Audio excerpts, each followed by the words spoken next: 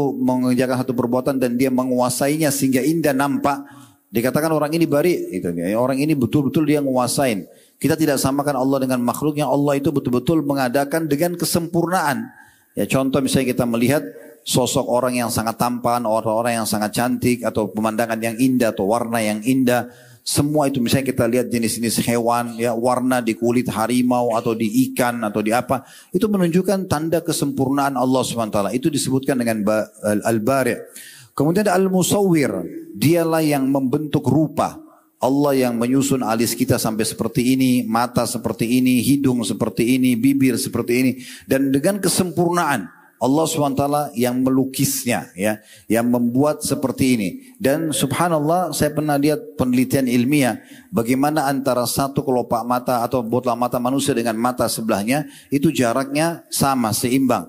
Dan bagaimana kalau ini sedikit saja meleset dari garis yang harusnya normalnya, maka dia akan juling atau tidak bisa melihat dengan normal.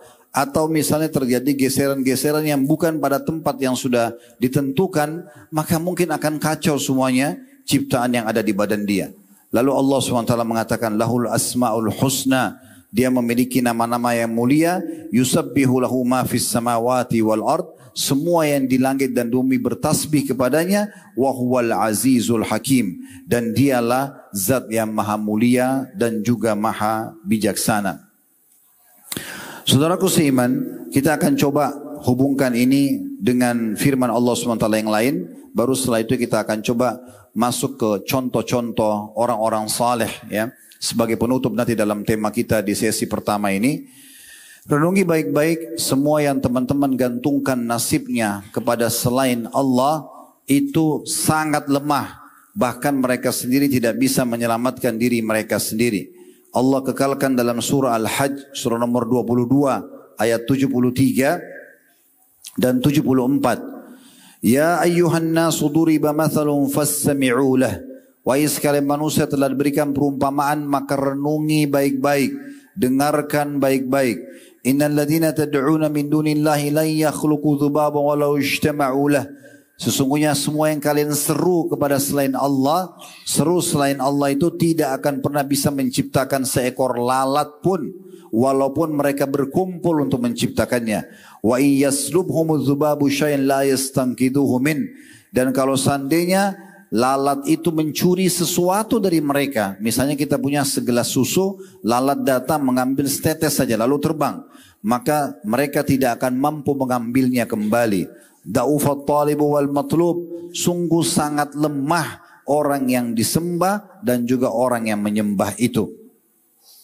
Lalu Allah mengatakan, ma qadarullah haqqa qadri, sayangnya mereka tidak menyembah Allah dengan sebenar-benarnya. Innallaha laqawiyyun aziz, Allah itu maha perkasa lagi maha mulia.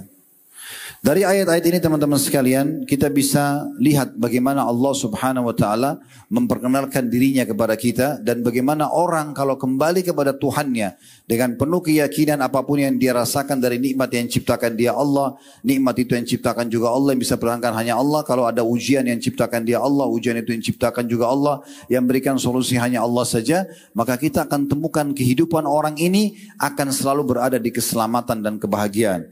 Coba kita renungi teman-teman sekalian bagaimana para salafus salih sebagai penutup dalam bahasan kita. Mereka coba mengaplikasikan dalam kehidupan mereka hubungan baik mereka dengan Allah Subhanahu wa ta'ala. Kita akan coba teman-teman sekalian kisah Muhammad bin Sirin rahimahullah. Seorang ulama tabi'in ini sangat terkenal sekali dengan kesolehannya. Kisah ini pernah kami sampaikan dalam pengajian kami yang lain, tapi saya selalu terinspirasi dengan kisah ini, maka saya suka sekali mengulang-ulanginya. Karena memang kisah ini sederhana, tetapi sangat mengena berhubungan dengan bagaimana seorang hamba kalau sudah mengenal Tuhannya. Muhammad bin Sirin tinggal di Irak, teman-teman sekalian, dan beliau sangat terkenal, tentunya salah satu ulama yang masyhur, dan beliau terkenal dengan ta'wil mimpinya. Tapi kita tidak bicara masalah ta'wil mimpinya. Intinya Muhammad bin Sirin ini, kalau kayak kita sekarang mungkin MUI, ya, Majelis Ulama Indonesia, tapi dulu tidak ada majelis. Dia sendiri individu, kalau dia sedang melakukan satu perbuatan, orang selalu contohin, ya. Atau mungkin kita anggap seorang ulama yang karismatik. Ya kalau ada yang dibuat maka orang pikir itu pasti benar, dicontohin lah. Seperti itu kurang lebih. Satu waktu Muhammad bin Sirin ini beli kios di pasar di Irak. Dengan tujuan teman-teman sekalian untuk berdagang. Karena beliau memang seorang pedagang. Maka beliau beli kios di situ. Begitu orang-orang di Irak mendengar Muhammad bin Sirin beli kios di situ, mereka beli juga rame-rame kios di situ. Karena mereka tahu ada Muhammad bin Sirin di situ. Karena mereka ingin dekat dengan dia. Maka pada saat itu Bapak Ibu sekalian, orang-orang pada beli semuanya dan apapun yang Muhammad bin Sirin beli, dari makanan, dari barang dagangan, pasti orang pasar beli. Dan hampir disepakati oleh mereka di saat itu kalau Muhammad bin Sirin sudah beli, mereka pasti datang ke Muhammad bin Sirin untuk beli. Mereka tidak beli dari, kalau kita sekarang mungkin langsung pabriknya atau vendornya. Ya. Mereka beli tetap dari Muhammad bin Sirin. Satu waktu teman-teman sekalian disebutkan dalam sebuah kisah. Ya, ada dua buah kisah terjadi dalam hidup beliau yang saya akan nukil. Yang pertama adalah ada satu orang datang membawa keju dari negeri Persia. Dan keju ini sangat banyak. Jadi orang masa dulu itu menggunakan transportasi unta. Dan unta di punggungnya ditaruh lagi sebuah wadah yang bisa memikul di kiri kanan. Perutnya itu benda-benda yang berat. Ya, seperti itu kurang lebih. Maka dibawalah keju yang begitu banyak ke pasar ini. Lalu si pedagang ini tahu Muhammad bin Sirin inti daripada pasar ini. Kalau dia beli semua orang beli. Maka dia mengatakan, wahai Muhammad bin Sirin, ini keju baru saya bawa. Masih fresh. Ini modal saya, dia sampaikan, ini modal saya. Saya akan jual kepada anda dengan harga begini, disebutkan harganya. Anda bisa jual di pasar dengan harga begini, disebutkan harga yang nanti dia jual kepada para pedagang di pasar. Karena kalau dia beli, orang pasar akan beli. Dan juga plus lagi, kalau mereka menjualnya bisa dengan harga begini. Masih bisa konsumen beli. Jadi saking murahnya dia kasih harga keju itu sampai dia bisa membagi 4 harga. Dia jual ke Muhammad bin Sirin harga. Muhammad bin Sirin bisa jual kepada pedagang pasar harga. Orang pasar jual kepada konsumen juga harga. Konsumen juga tidak merasa dirugikan dengan harga tersebut. Maka pertanyaan pertama Muhammad bin Sirin. Kalau tidak salah dalam riwayat ini disebutkan Muhammad bin Sirin bisa untung sampai 40 ribuan dinar atau dirham. Banyak sekali untungnya gitu. Tinggal dia beli saja, orang pasar akan beli sama dia. Maka pada saat itu Muhammad bin Sirin pertanyaan pertamanya muncul begini. Dia mengatakan, apakah kejumu ini halal? Orang itu mengatakan, wahai Muhammad bin Sirin, keju, susu, ya ditaruh garam, dikeringkan. Jadi keju. Apa masalahnya gitu? Kenapa harus ditanya ini halal atau tidak? Kata Muhammad bin Sirin, keju ini kamu bawa dari negeri Persia. Mereka penyembah api. Mereka bukan kaum muslimin. Dan orang-orang seperti ini tidak kenal masalah halal ataupun haram. Maka saya tanya dulu, kalau kau bisa menjamin ini. Dan biasanya orang-orang Persia itu untuk membuat keju itu bisa tahan lama, mereka campur dengan lemak hewan. Dan lemak hewan ini bisa saja dari hewan yang tidak disembelih atas nama selain Allah.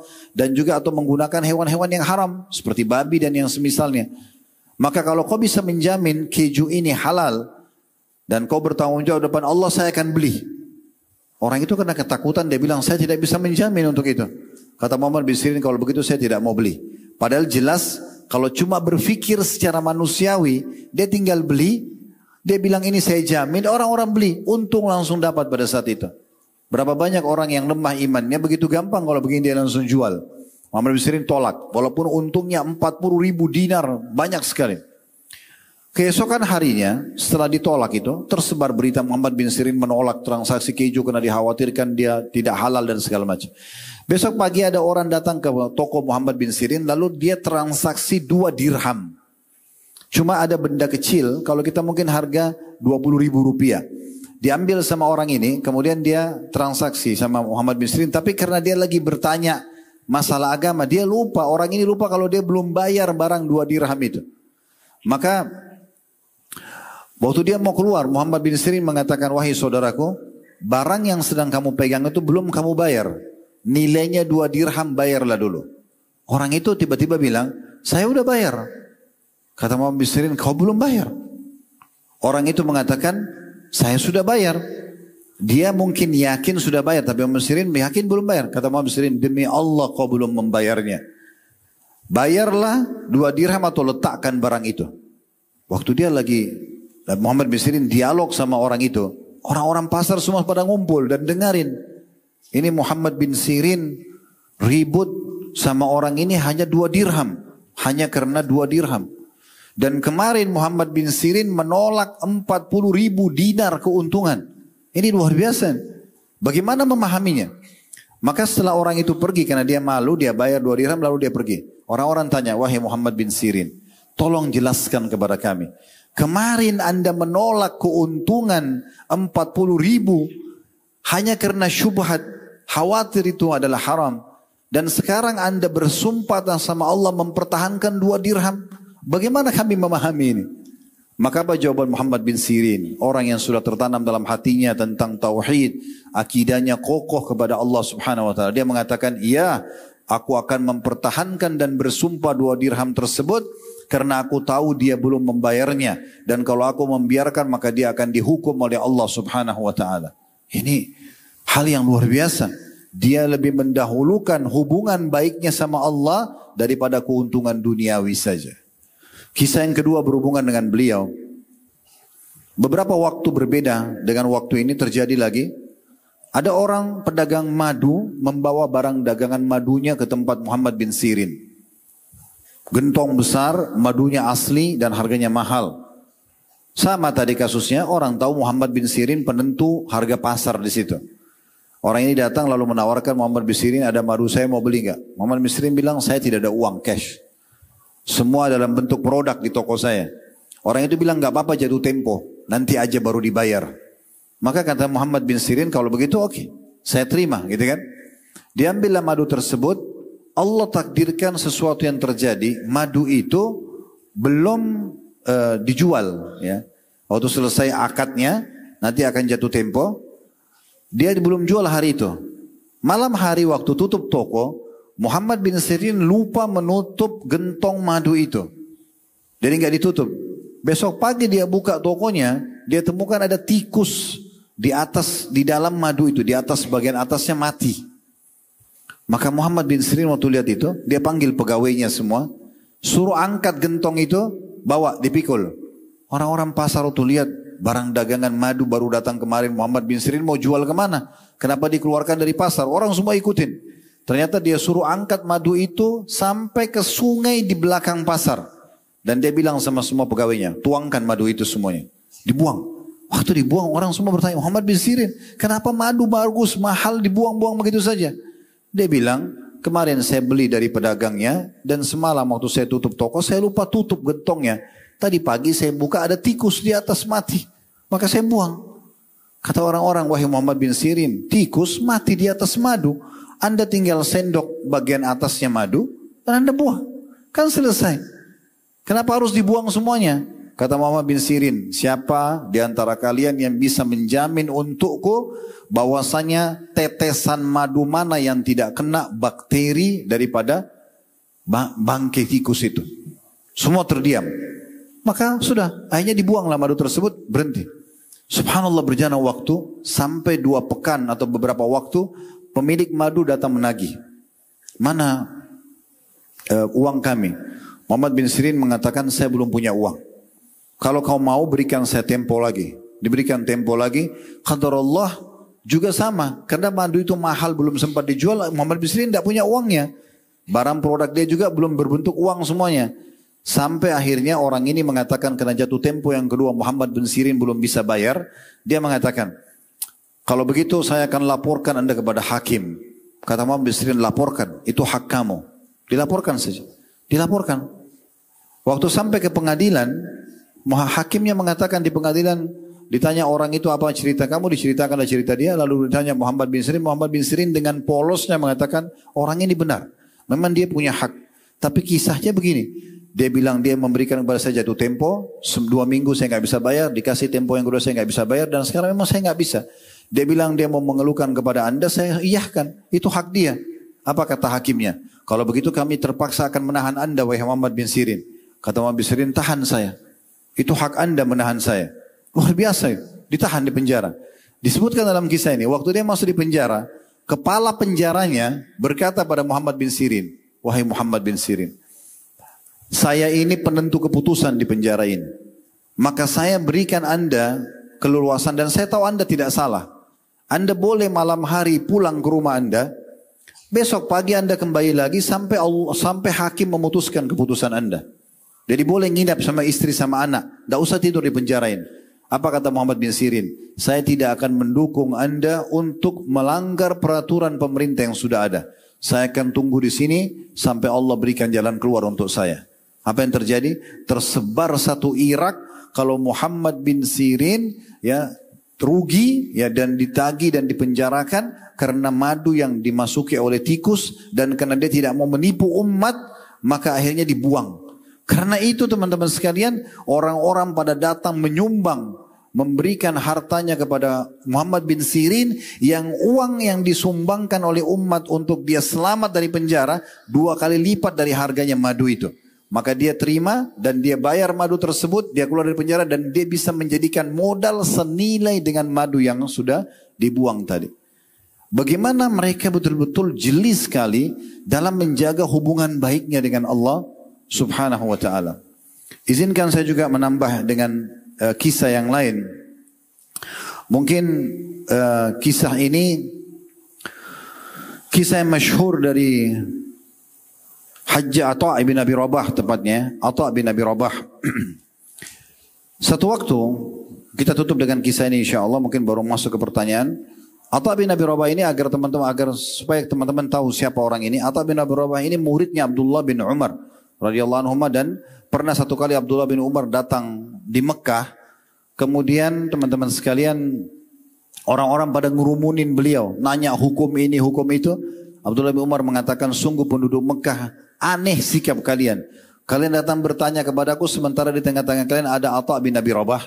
Ini orang yang sangat luar biasa secara ilmu. Langsung direkomendasikan oleh Abdullah bin Umar.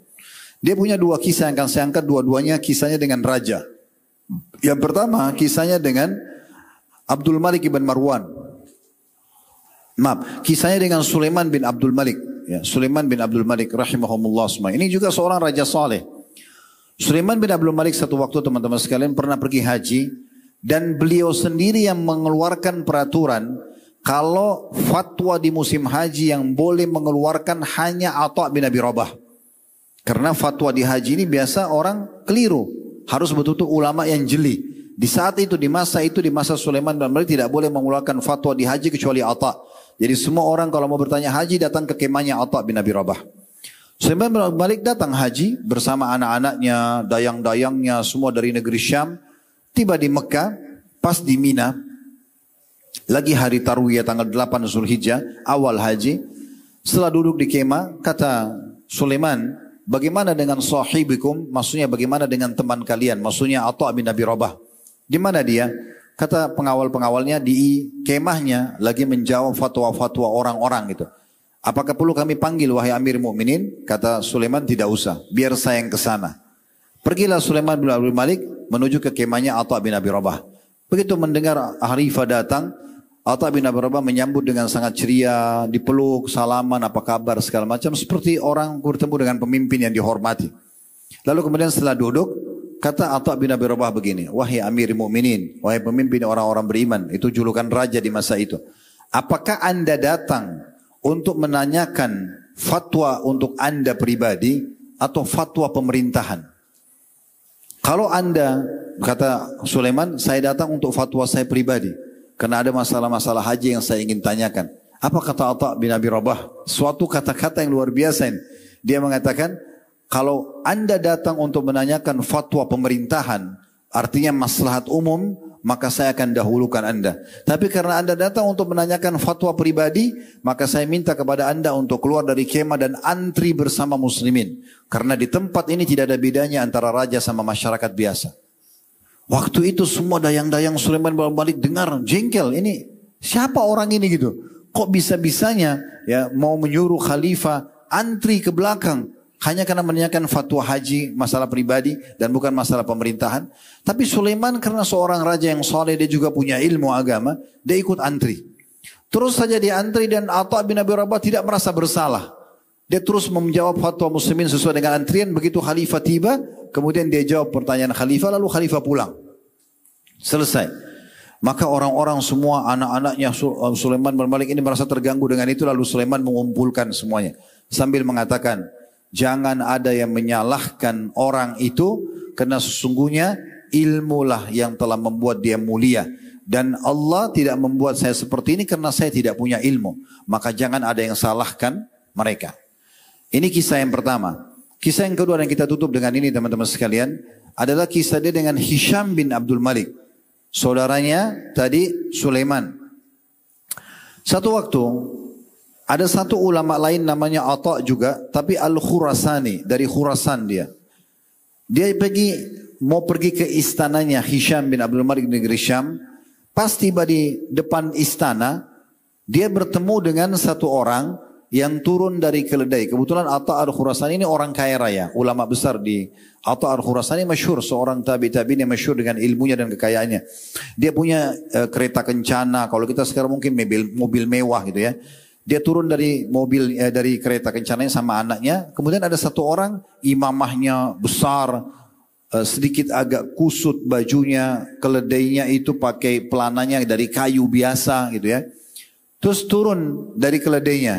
Lalu anaknya Atha Al-Khurasani berkata, saya belum pernah lihat ada orang sekumuh orang ini. Maka Atha Al-Khurasani, ayahnya si anak ini dari kereta kencana mengatakan, sambil lihat keluar, ini Atha bin Abi Rabah.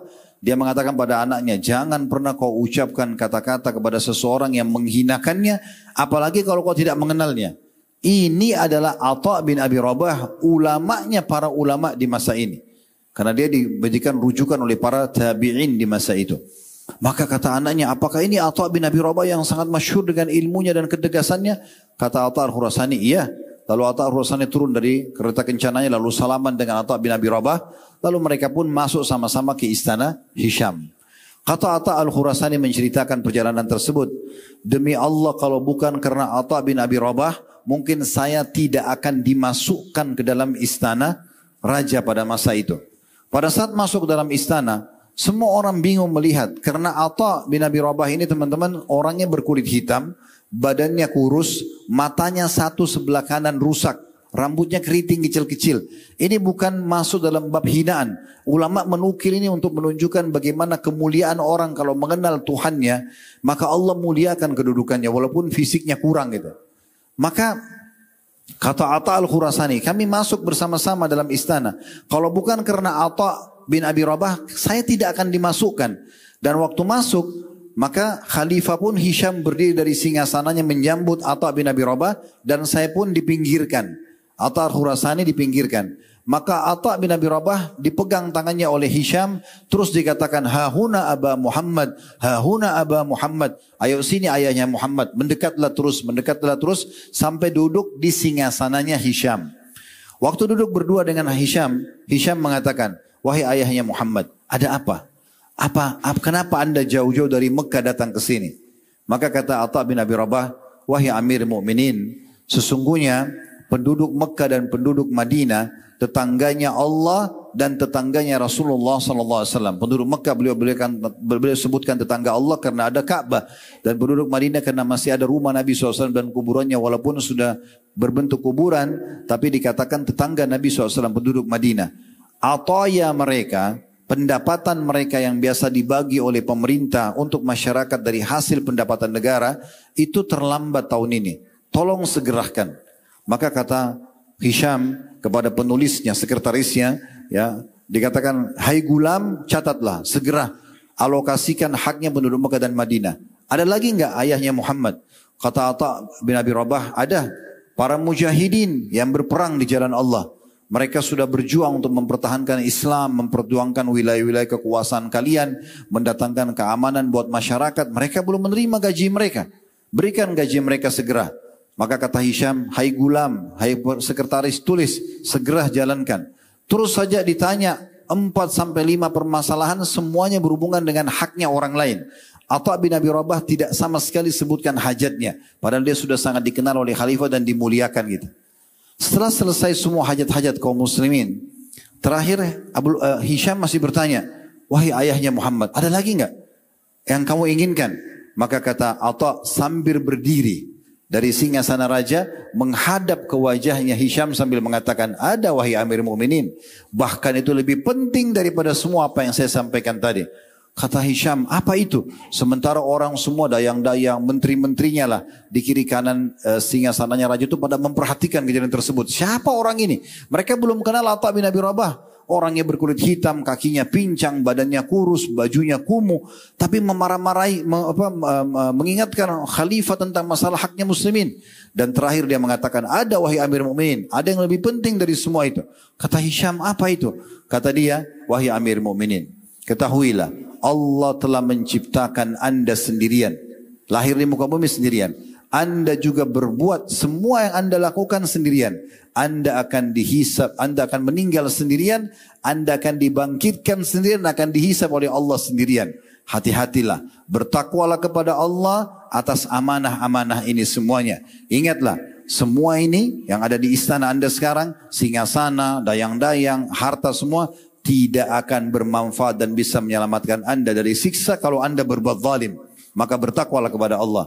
Lalu kemudian Hisham menangis sambil memegang tongkatnya dan menusukkannya atau menekankannya di karpet yang ada di situ sambil mengatakan jazakallahu khairan. Atha bin Abi Rabah keluar, kata Atha al-Khurasani yang menceritakan kisah, Atha bin Abi Rabah keluar dari istana Hisham tanpa minum seteguk air pun. Dia keluar hanya menyampaikan hajat muslimin, mengingatkan pemimpin agar bertakwa sama Allah, lalu dia tinggalkan.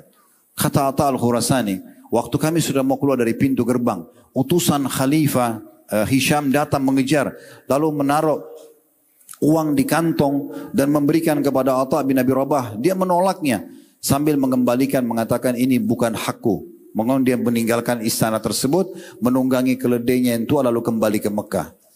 Ini teman-teman sebagian kecil dari kisah orang-orang yang sudah sangat kokoh pengenalannya terhadap Allah subhanahu wa ta'ala. Bagi mereka Allah segalanya, Tuhan dia segalanya. Maka apapun yang dia harapkan, apa yang dia cemaskan, semuanya dia kembalikan kepada Allah subhanahu wa ta'ala. Allahu a'lam. Baik, alhamdulillah teman-teman sekalian, sudah pukul 17:48, berlalu menit demi menit kita sudah coba membahas dan kembali ya mengecas lagi akidah kita, mengingatkan dari kita tentang besaran dan kedudukan Sang Pencipta Allah Subhanahu wa taala. Semoga Allah ikhlaskan niat dan Allah jadikan kita orang-orang yang selalu saja bergantung kepada Allah, selalu bermanja kepada Allah Subhanahu wa taala, dan selalu saja yakin bahwasanya Allah SWT mampu mengerjakan apapun dia inginkan, sehingga semua solusi yang kita butuhkan untuk keselamatan dan kebahagiaan kita akan dipenuhi olehnya.